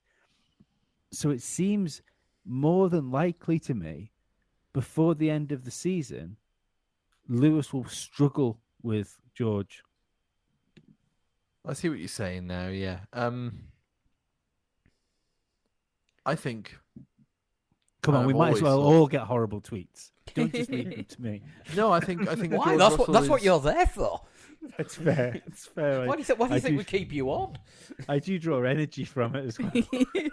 The day of the last race of last season, I tweeted that George Russell would be world champion this year. That looks increasingly unlikely at the moment. But I think if any Mercedes driver is more likely to it sounds strange saying this. If any Mercedes driver is more likely to win a race, I think George Russell's probably more likely to pick up a win at the moment than Lewis Hamilton. Having said that, you can never count Lewis Hamilton out if they sort the problem out. If they do something, if Mercedes bring a new floor to, I don't know, they keep saying they're going to bring upgrades and then don't bring them. So if they bring a new floor to Barcelona and that's it, that's the car up there with Red Bull and Ferrari. As soon as that car's on pace, as much like what Lee said before, Lewis's head will not be down anymore; it'll rise. Like still, he rises, but and he will, and he'll be right on it again straight away. Like, But you know, is what George is doing now, by constantly being in the top 10, is it going to get to the point where they finally get that car working and he's the only one that's technically still in it? maybe we won't know until we see either the Mercedes is sorted out, but I don't know if that will be this year. That might not be this year, but and they're having an on-track battle with the two of them, free to race, which is the fact that Mercedes aren't in a championship fight at the moment might actually lend itself to us seeing some really decent racing at some point this year between Russell and Hamilton. Yeah, I think, like you say, you can't count Lewis out, but I do think we're going to get a good look this weekend because we're going to go to a track that no one's ever been to, and Miami. It's always a great equalizer, and it always gives the guys which are really good, which can which find the groove of a track really quickly. And if they find those extra couple of tenths, where people are still trying to feel their way around certain corners, I think it'll be really interesting to see where Russell and Lewis are this weekend. I could be eating complete humble pie next week and going, you got, did it, but I'm quite happy to do that. But it looks like they've been putting an awful lot in the simulator as well, doesn't it? Both Mercedes drivers have been have been at the simulator a lot lately. Yeah. What I would say for anybody that doesn't want nasty Twitter tweets, word of advice, is that when Alex Albon overtakes Lewis Hamilton, don't tweet #TeamLH, where's your God now? That's didn't land, did it not? No. Well, Albon pitted a lap earlier, did he, than Hamilton? I know. And that's why. I know. That's why he. Don't come here with your undercut argument. Yeah. I know full well why he was ahead. Yeah, but it's Mercedes are in a strange place, which is unknown territory for anybody who's been watching Formula One. I've been watching it for 30 years, but it still sounds strange that Mercedes, even ever since they came back to Formula One in 2010, have been on an upswing or right at the top. Not really been not used to Mercedes being on a downswing and being at the moment, as you say, third or fourth best car on the grid, which puts them in mid-grid, head of the mid-grid, really, doesn't it? I mean, it is a real fuck me, they are mortal moment. What do they do? Like, how long do they spend trying to fix this car before they think, fuck it, let's just go back to the drawing board and start on next year? Because when Lewis had the shitty car in 2009, McLaren did throw a lot into that, and it was a decent car by the end of the season. It won a couple of races. He won 2 races that year from memory. Was it 2? There we go, as many as 2. I think he won in Hungary and Singapore, the 2 races where you don't need power. There you go. It depends, because it might be if you've got cars which are going to be the same next year as they are this year. It's a problem worth fixing, almost. Yeah, it's going to be transferable, I think. But if the concept is shite, do they scrap it sooner rather than later and just think, no, we'll just redo it completely for next year? Yeah. We'll make a normal shaped car. I mean, to be perfectly honest, they could be doing that because, as far as we're concerned, Aston Martin have a B spec car, don't they, to bring out at some point? Allegedly so. Yeah. There is That was always the traditional Force India way of doing things, wasn't it? It was, actually. It's a good point. Yes. Let's get to Spain. Here's the real car. Or I'm not sure. Or occasionally Belgium. I'm not sure how that works in a budget cap world. It's probably not the most appropriate It was way. Belgium, wasn't it? A couple of years in a row. When Force they became India Racing brought a Point, I B-spec. think. Yeah, they brought a B-spec car a couple of years in a row to Belgium. And I think the first year they did it, everyone was like, what's this, a B-spec car? We haven't seen this in years. Nearly won, didn't they? Yeah, they did. Yeah, they were very, very good. So they've always been a team that's good at developing, but then so have Mercedes. So is it Spain after Miami? Yeah, I think so. I think we're gonna know it's Spain. I think the issues that these cars have been carrying. So I know we've just had a European race, but the teams were reluctant to bring updates to that race because of the sprint race, because they lost a testing session, to try the new parts out. Yeah. So it still leaves Spain as the place to bring your updates. It's because it's such a known quantity as well, isn't it? Like, you've done so much testing there, whereas Imola, although it's an older track, is still quite new to this group of teams. So a £5 bet on George Russell. £5 bet on George Russell to win in Spain. 80 to 1 or slightly lower odds? 80 to 1 was what I had on Alonso to win the we know. race. I still don't regret that. That was still a worthy punt. If you 80 to 1 on the guy that could have got pole the race before, that was worth a shout. But not during a sprint. What? Not during a sprint. You had him on to win the sprint, didn't you? Yeah, that's what I mean. But like he almost got pole the weekend before, and we don't really know where that car was. I was thinking, fuck, if Alonso starts sending it up on people, and you've got Charles Leclerc and stuff that just don't really want to get involved in it. I thought maybe there's a chance, but all it did was lose me a five. Well, at some point, and I know we're moving a bit further up the grid now, but at some point, Leclerc and Verstappen will come together. Yes, it happens all the time. Two drivers from two different teams, sometimes the same team, but not in this instance, going for a championship, and one will try and pass the other, and there'll be an accident. And one of them, or both of them, and DIY SOS will get involved. Maybe they tell you will. what. Although, to be honest with you, if someone's calling DIY SOS from Formula One, the budget cap has hit a bit too hard. Yeah.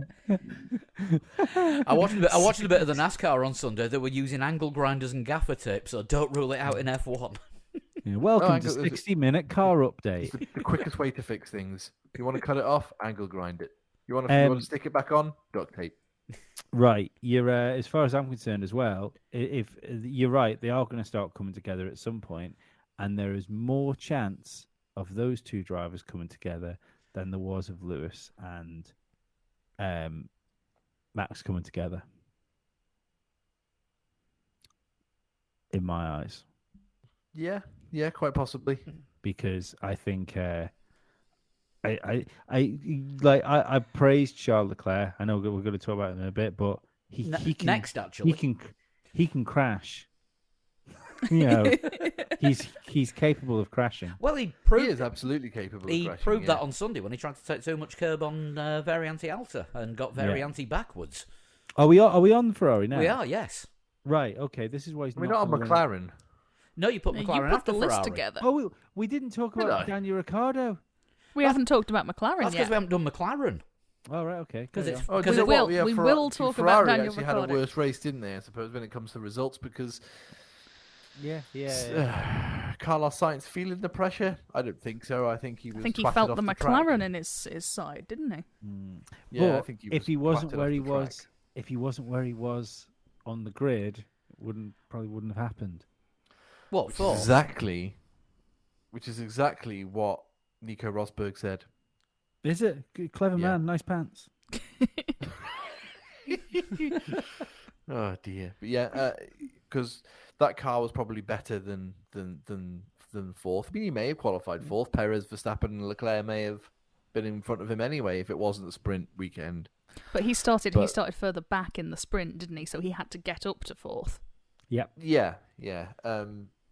I mean, both Ferraris were slow away. Yes. Mm-hmm. Everyone passed them, so it's either a problem with the start, or both drivers had exactly the same crap start as each other.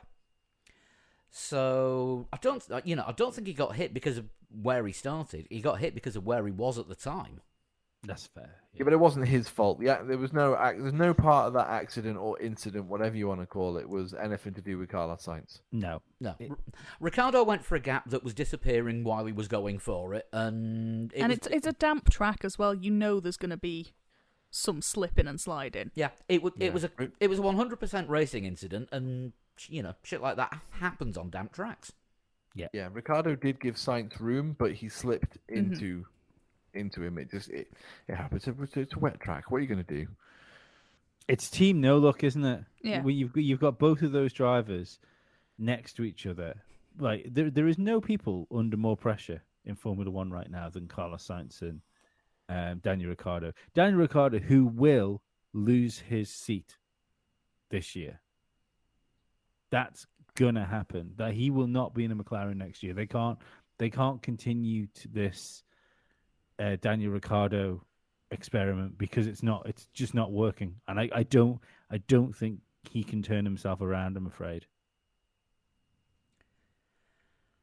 I don't know if I think that might be a bit too early, but I was just thinking then whilst you were talking, if they were to do that, then that's probably where Pierre Gasly ends up. That's the thing. They don't have anyone like young drivery like their next Lando, so Patrick they would O'Ward. have to shop somewhere else. Could be Pato O'Ward. Yeah, I think they bring him in, and it's just if it was just this season, it's fine. You could do it, but the thing is, even when Ricciardo is there, he's still behind Lando. You know, he's still off Lando to the same pace he was off Lando last year. That's not changed. Yeah, I don't want it to be the case. This isn't me like hating on Daniel Ricciardo. You can't hate Daniel Ricciardo. he's the one guy who won them a race, for the first time within. He only won 9 that race years. because Lando wasn't allowed to attack him, or Lando radioed in to say, "Is it best for me if I stay where I am? Is it better?" Also, for the us?" Verstappen mounting Lewis incident probably helped. Yeah, And Ricardo battled his way through to the front, not just because of the sprint, but also at the beginning of the Sunday Grand Prix. So but Given- but he crashed again. It doesn't matter. It's these things keep happening to him, and then when there was a real opportunity. He's clearly good at that circuit. It's there's form there, and it was the only decent race he had last year. So has he thrown away the only opportunity Was that for a not good result? Monza? Was it Monza? Was it Monza? Not Imola, I think. I thought it was it was Monza. Monza. Yeah, he won the race at Monza. Yeah. Okay, maybe just likes Italy. But maybe it was pizza. He said it was pizza. But I don't know. I just can't. I can't see it. If there hadn't have already been a year of this, I'd feel differently about it. But all last year, I kept thinking, "Oh well, this is obviously going to come right." And then he won a race, and you go, "Right, turning point. He's sorted this. Now he's going to be on it." And then he went back again. It was just, that was just the exception that proved the rule in McLaren. Yeah, it's a hard one to say, but yeah, he does need to. Something needs to change, doesn't it? Yeah, and don't get me wrong. This is the guy that beat Sebastian Vettel out of his home. It's not like all of a sudden this guy obviously can't drive a Formula One car. But maybe it's like I've said before about certain drivers. You get certain drivers, and Formula One just gets away from them. Yeah, I mean, he struggled beyond all known belief in his first season at Renault. And it never really came great at Renault. I know he got a couple of podiums, didn't he? Was it 2 podiums? That sounds about right. Yeah, I think it was in the end. Yeah, it was. It wasn't like that. It took him a season, and then he was dripping in glory ever since. If it would have worked out that well after that season, he probably wouldn't have left to go to McLaren. Yeah. But or he's doing really well, and Lando Norris is the greatest driver on the grid. Who knows? Well, there was ESPN bravely tweeted, didn't they? That I know. But they retweeted somebody who said Lando Norris proving that he's the best British driver on the grid. Anyone, and the ESPN retweeted it with anyone care to argue. It's like, well, Just pulling a pin out of a grenade and launching it. that really is like farting, leaving the room and locking the door. Are you doing social media for ESPN now, Lee? Would anybody feel like arguing? Only the worst Formula One fans in the world. I'm sure they'd love to have an argument about it. I mean, we were on Ferrari before we got sidetracked into McLaren, as we always do. Yeah. Well, Are we about somebody to else got move sidetracked away into from McLaren, McLaren? didn't they? Carlos Sainz. But, Before Yeah, we step poor old away from Carlos Sainz. McLaren, there was one thing that annoyed me about McLaren yeah. as a unit. Obviously, with Ricciardo being at the back, they pulled him in to see if the dry tyres were working, which they were, and then left Lando as the last driver on Inters on the whole field. Mm. It irked me at the time, and I felt like I needed to share that. Unless, of course, they proved that Ricardo's weren't working, but they Well, were everyone for else everybody came else. in. Yeah. Everyone else came in. They showed everyone else it was time, and then left their own driver out there. To help us segue into Ferrari, I think they should have brought Leclerc in earlier than they did. They were going to, weren't they? I think he had to do the opposite to Perez, Yeah. and he did, Perez yeah. came in, so he Yeah. stayed out. Sound of a cat on a shelf. What is That that? A sounded cat like some sort of cosplaying a parrot. freaking cockerel? I mean, she stood on a shelf and making a racket. It could be. And that's Dizzy's appearance for this week sorted. No, she'll be back. Yeah, We've probably. still got 2 teams to do. She's got time yet. Yeah, that is true. Yeah, I think not bringing Leclerc in might have been a bad move, but they were going for the opposite. I mean, they got up to Plan D at one point. Yeah, because he asked for Plan D, didn't he? And they said no because the stop takes too long, and then did it, which went spectacularly well. Yeah. Yeah, so I mean, yeah. Ferrari still managing to Ferrari things up.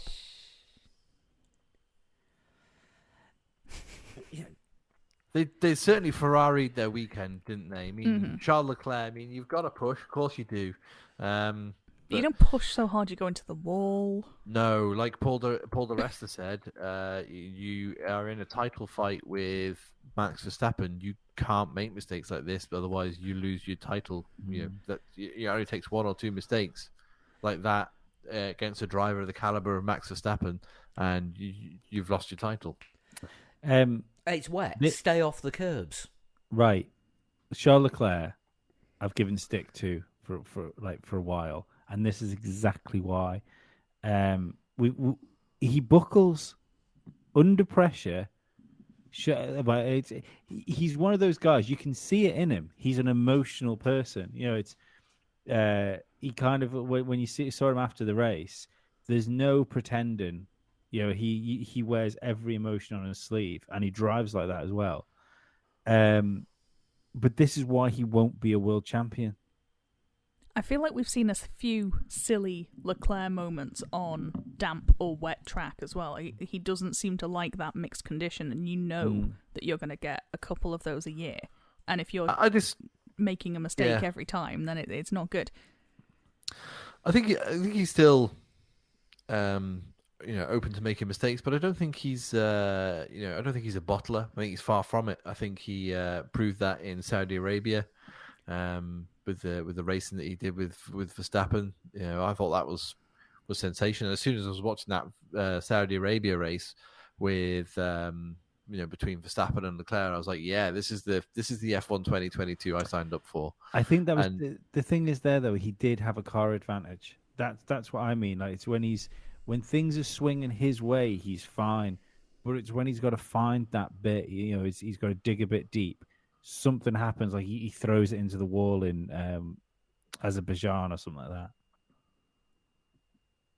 Maybe I think we'll see more of that during the year. I don't think he's a bottler as such. I just think he's. I would rather a driver make a mistake pushing than do something. I think sometimes his main problem is he's overcommitting himself. He's trying too hard, and he kind of forces himself to lose focus. Monaco it was a PlayStation accident, wasn't it? Mm. Yeah, Monaco last year would be your sort of classic example of that. Already had pole, tried too hard, crashed, broke the car, didn't start the race. Yeah. that was Ferrari, not Ferrari's fault. Obviously, the accident was totally Charles Leclerc's fault. But Ferrari should have been like, right, let's just take this one on the chin and just look at the car to see if we can actually race tomorrow, and maybe start from sixth, which still would have been better than not starting from pole. Yeah. But then again, is it for if a Ferrari Ferraris itself in the forest and nobody's around to hear it? People were around to hear this. They saw. They heard. That is true. Sainz, yeah, that's it. Bad start, bad second corner. Well, it all came back, didn't it? Let's not forget. Carlos Sainz's weekend, yes, we said that he didn't have any fault in the incident, but that all happened because of his crash in qualifying, didn't it? That's why. Because he had his own accident in qualifying, which put him in a bad place for the sprint, which then, he had to fight back for. He could only fight back up to fourth, and then obviously his race was over at before turn 2. Yeah, I don't know. Ferrari, I think, are going to very quickly number 2 Carlos Sainz. You've got a contract, Carlos. Now behave yourself. Yeah, because you got a contract. Now listen to us. This driver's got a much better chance of winning the World Championship than you do, so you're number 2. Congratulations, you are now Bottas. Yeah, it's Ferrari. It's what they do, and it's what they're going to do. That just leaves Red Bull. Decent weekend. 1-2 finish. Nothing to talk about, really, is there? It was a perfect weekend. Well, they had a great start. Perez's undercut on Leclerc was fantastic.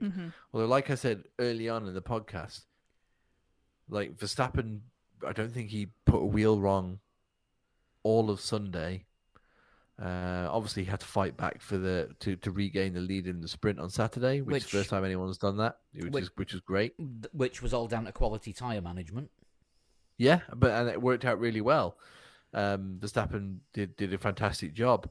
Sunday, his drive was practically faultless, and Perez, even though he finished second and it was a 1-2, wasn't entirely faultless. He made a couple of mistakes which nearly gave that second place back to Leclerc.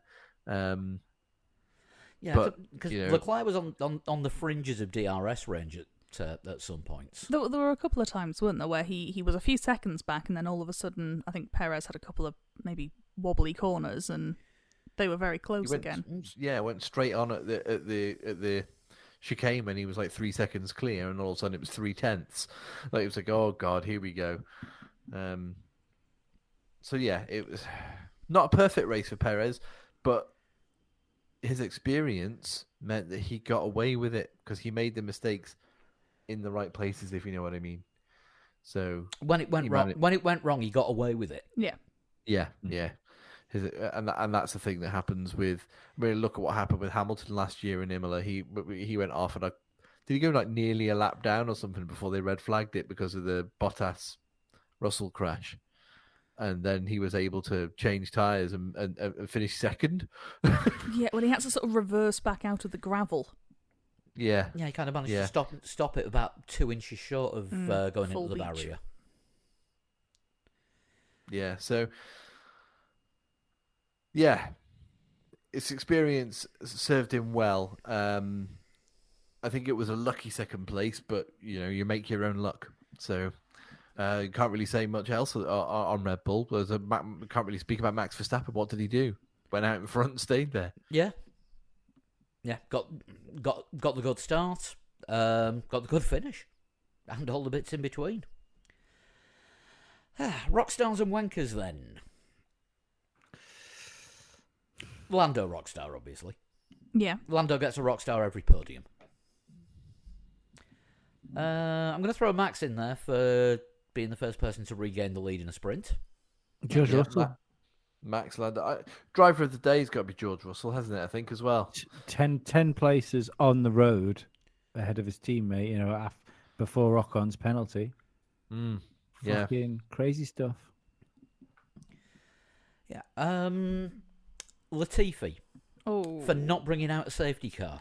No, Ah. you can't have Rockstar for not crashing. No, no. It's baby steps. Actually, I will give Haas rock stars. Yeah.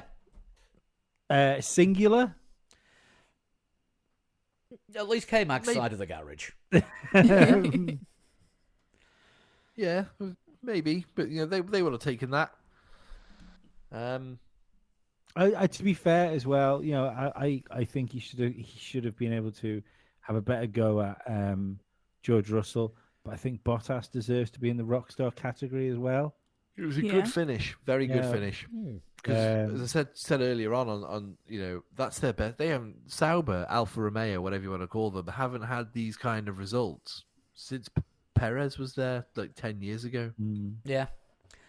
Bernd Maylander. Oh, just sorry. just for the amount of work he put in all weekend across all series. Yeah, just incidentally as well, the Alfa Romeo Sauber is. I should have thought of this before when we were talking about the Audi hookup. They're apparently, according to the race, the most likely to be bought by Audi over Aston Martin. I get the feeling at some point everyone is going to be linked to Audi. It just Well, feels like they- they're just working, they're just meandering around the paddock. Audi want a team, don't they? Whereas Porsche Yeah. just want an engine supply tie-up. And well, Porsche are that's almost a done deal with Red Bull apparently. The problem they've got is because they're under the same umbrella. Yeah. Porsche and Audi are both under the Volkswagen Group umbrella. They can't be allowed to share information. No. Yeah, it So has if to they be a have a very motor- separate thing, doesn't it? Yeah. Yeah, yeah. I So if they have a feel- motorsports division, and they've done it in WEC, of course. But I mean, Yeah. if they, It's going to be the same engine though, isn't it? That's the issue. that's the problem. It, Yeah, it has to be two separate factories, essentially. Yeah. But I think the thing is, though, is what concessions would Formula One make to accommodate Audi and Porsche? All of them. Yeah, that's, and especially if they were gonna. So if you've got Porsche hooking up with Red Bull, that means that is, it's not guaranteed to be competitive, but it's guaranteed to not be like it's not like Audi's going to come in with Porsche and Porsche is going to be a Toro Rosso to Audi's Red Bull. That it means you're going to get, if that engine's good, they're going to be two competing cars. They'd make all of those. But yeah, on the Sauber front, apparently it's more down to the facility Sauber have got, because by all accounts they've still got one of the best wind tunnels in Formula One. Carved out of a mountain, probably, if it's in Switzerland. Wankers this week. Gold, Yeah. all gold. Wankers this week. The rain. Ferrari. The rain that didn't happen at the end. No, I don't think. Again, you can't. That's like giving it to Latifi for not crashing. Whoever decided that all the Spanish drivers are just going to get battered this week. Being Yes. Spanish and being Ferrari. I mean, Leclerc was a wanker. Leclerc threw a podium away. But being Ferrari. Yeah, I think that's the thing, isn't it? Like winning a championship isn't just about winning the races, is it? It's about knowing when you've just got to take the points. Alpine lollipop guy for probably costing Ocon a point. Yeah. Oh, Mick Schumacher for fucking Yep. losing the back end and taking fucking Alonso out. Yeah, I'm sure he didn't do it on purpose, but yeah, He absolutely. He ruined his own absolutely race did. as well. He did. I saw it. I saw it too, and I don't think he did it on No, purpose. he did a TikTok and he owned up to it. He said, "I did it because I was jealous of him because he beat my father out of Formula One." Can you and then he took imagine it- the Then he took it precision? down really quickly. Can you imagine the precision you would need to do that maneuver, damage your opponent, not damage yourself, but damage your Yep. opponent in such a way he- that his car shits itself about 3 laps later? He went all in. He used every ounce of talent that he's got. He's now got nothing left. He's got nothing left to offer Formula One, apart from hat sales. And souvenir bits of side pod that are scattered around the Italian countryside. That thing, Yeah, that went with a hell of a pop. Yeah. Yeah, when those things go, they really seriously go. I think that's probably about covered everything, hasn't it? I think so. So, I'm trying to think if there's any more wankers. It feels like if you weren't a hero in this race, you were a wank. Albon was a rock star. Yeah. Yeah, he was totally. Yeah. Are you going to say Gasly for keeping Hamilton behind him? I was going to say, dare we have Lewis Hamilton as a wanker of the weekend? He could be a Giovinazzi Participation Award, you know. Do you know what? Could be a Giovinazzi Participation I think Award, that's more like it. Yeah. Giovinazzi Participation Award for Antonio Giovinazzi for shaking his head when Carlos Sainz went in the gravel, and for Lewis Hamilton for just being 14th. Anonymous, I know he got 13th. Anonymous Lewis 14th. has a ring to it. Yeah, it was a spin-off to Anonymous Morse. Oh, I'm going to get so much stick. Oh, I hope so. I'll be tweeting disclaimers out within the hour. I prefer to get stick on TikTok, as I have over 4,000 followers on TikTok now. So you get even more stick there than on your other platforms. It's now my favorite social media platform, as I'm fucking going to become an influencer on it. Oh God, Lee's turned into a cam girl. 4,000 followers in 2 weeks. You can't argue with that. How much did that cost you? Absolutely nothing. I don't even know if that works. There's been a couple of times I've thought about buying followers, and I've just said, it must be a con. Just in case anybody's got TikTok and wants to follow you, how do they do that, Lee? At a total shunt. Oh, you surprised me. Keeping it TikTok. Simple. Yeah, I guess that's the best way to do it. If you want other social content, obviously we're at 3 Legs 4 Wheels on Facebook, Twitter, and Instagram. Don't have a TikTok. Got a great. If you're into the sort of stuff I'm into, I've got a really. Then good I know the name of a good therapist. Jeffrey Epstein TikTok that has so far done numbers for me. That's got like 70,000 views it's had. When you said into stuff, I thought you were meaning like sort of little videos about F1. Oh no! This is I'm trying to form a cult. I've always been trying to form a cult. No, so fair. you know, It's just you landed up 2 letters away. Ooh. That was. That's right, shunt. Yeah. I mean, that's a fucking joke, that Paul. That was a joke. I'm fucking gaster-flabbered. Obviously, if you want to get in touch with us via email, if you're seriously old school, then it's 3legs4wheels@gmail.com, and I don't have an address for carrier pigeons. Snail mail. Yeah, mainly because of the quarantine I'm over here. Individually on Twitter, we all are At Sean Cowper. At Mr. Nick Knowles.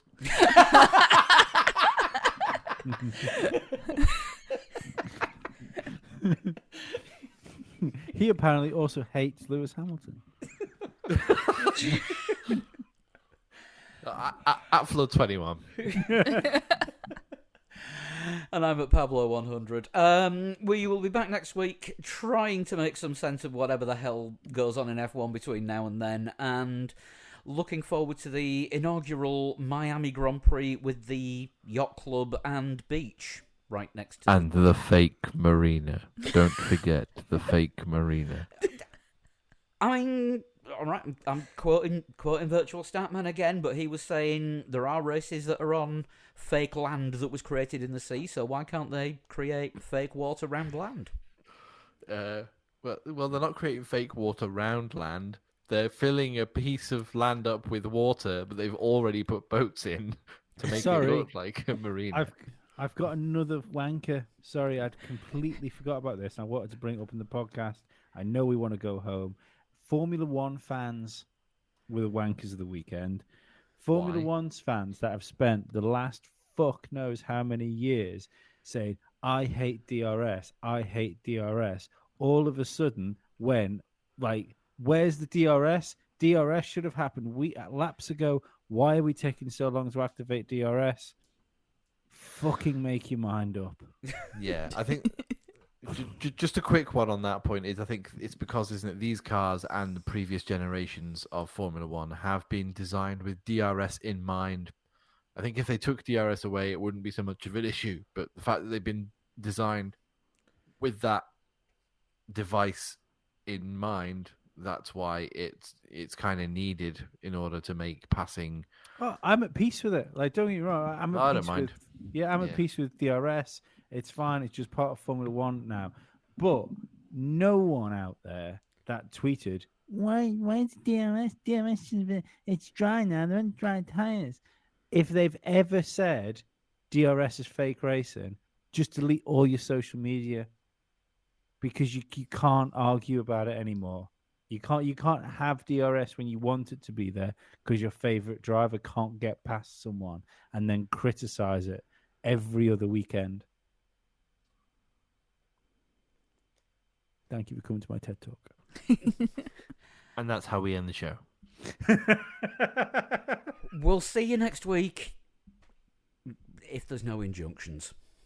Have a good one. We'll see you later. Bye. Bye. Bye. Bye. Love you. Bye.